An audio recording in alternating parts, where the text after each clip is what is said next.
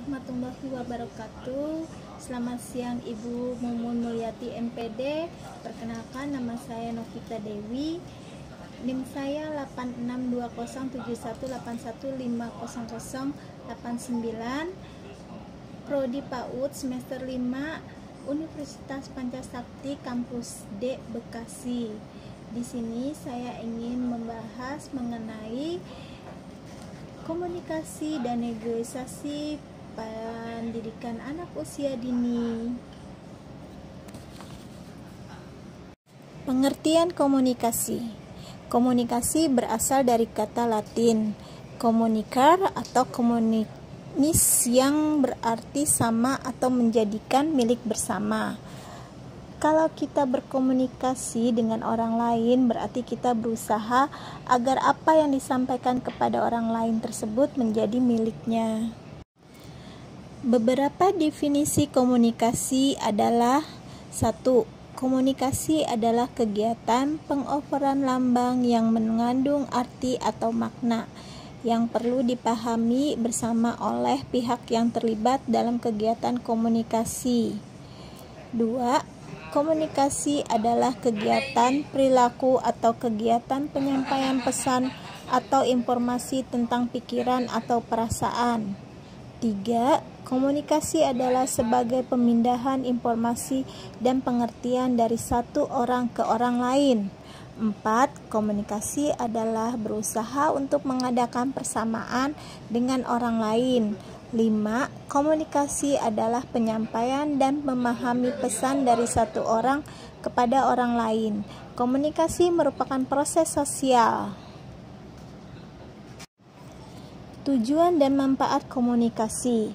Menurut Hewitt tahun 1981 menjabarkan tujuan penggunaan proses komunikasi secara spesifik sebagai berikut.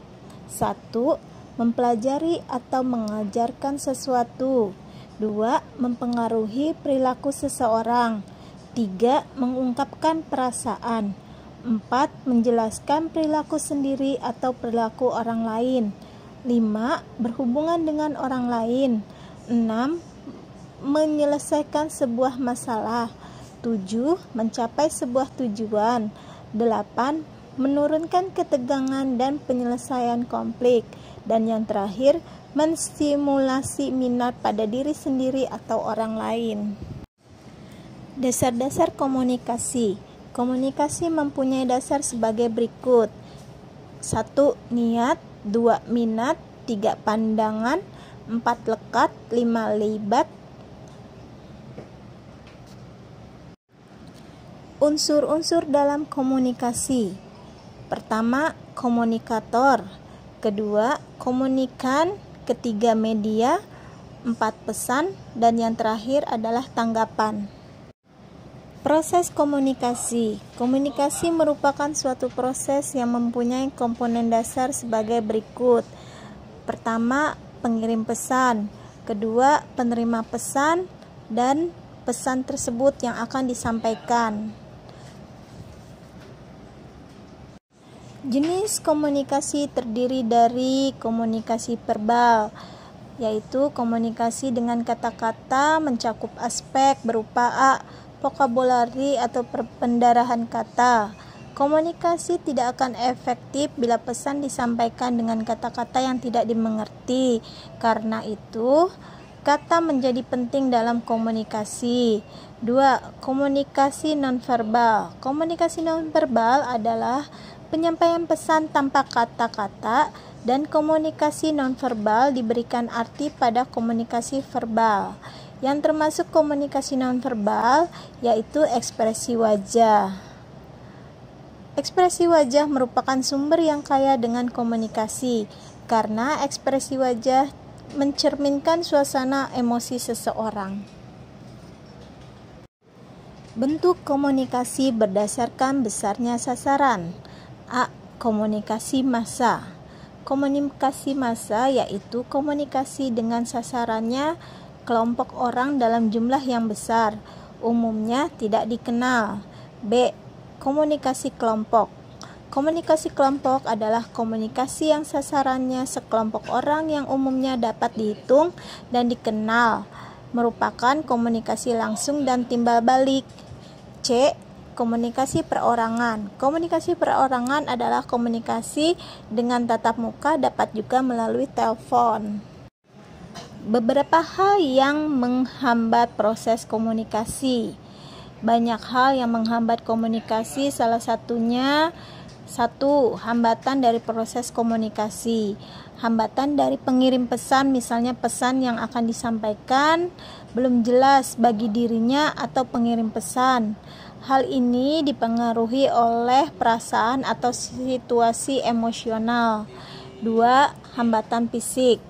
Hambatan fisik dapat mengganggu komunikasi yang efektif, cuaca, gangguan alat komunikasi, dan lain-lainnya, misalnya gangguan kesehatan, gangguan alat komunikasi, dan sebagainya. 3. Hambatan semantik. Kata-kata yang dipergunakan dalam komunikasi kadang-kadang mempunyai arti mendua yang berbeda, tidak jelas atau berbelit-belit antara pemberi pesan dan penerima pesan. Hambatan yang keempat yaitu hambatan psikologis.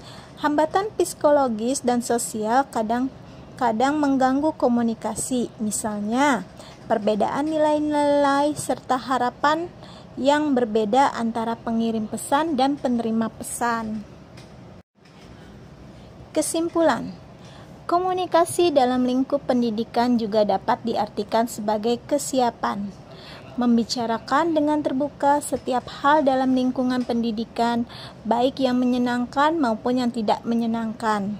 Juga setiap menyelesaikan masalah-masalah dalam lingkungan pendidikan dengan pembicaraan yang dijalani dalam kesabaran dan kejujuran serta keterbukaan.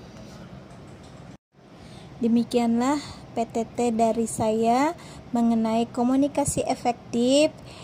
Mudah-mudahan apa yang disampaikan oleh saya dapat bermanfaat untuk teman-teman. Tak lupa saya ucapkan kepada Dr. Mumun Mulyati MPD sebagai dosen pengampu saya. Mudah-mudahan ilmu yang beliau berikan kepada saya sangat bermanfaat bagi saya pribadi dan juga bagi teman-teman saya semuanya. Wabil taufik wal hidayah. Assalamualaikum warahmatullahi wabarakatuh.